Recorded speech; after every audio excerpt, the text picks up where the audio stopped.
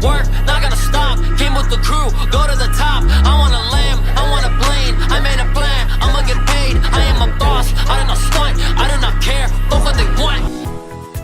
I'm Jazel Sison, Financial Negotiator ng MCC. Nagsimula ako bilang Financial Negotiator sa Pangasinan for almost 2 years. And sa kinalaunan, narelocate ako sa Makati for another 2 years. And now, I am 4 years working in the company.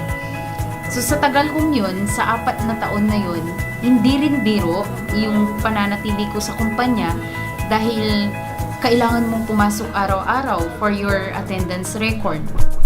Pangalawa, kailangan mong maging positibo para sumunod yung magandang result mo.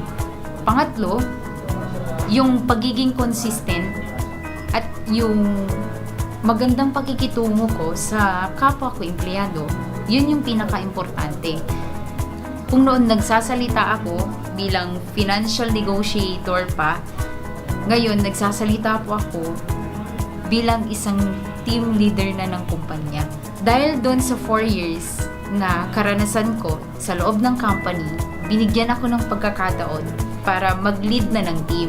Sa Davao, yun yung bunga nung 4 years pinaghirapan ko sa kumpanya.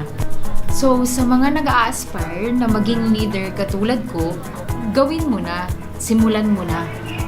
Just be consistent in everything, lalo-lalo na kapag discipline yung pinag-uusapan. Discipline, honesty, and loyalty sa company.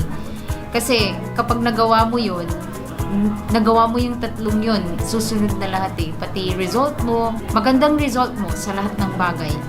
Ngayon, na leader na ako sa loob ng company, gusto kong iwanan itong principle na pinangahawakan ko sa buhay ko.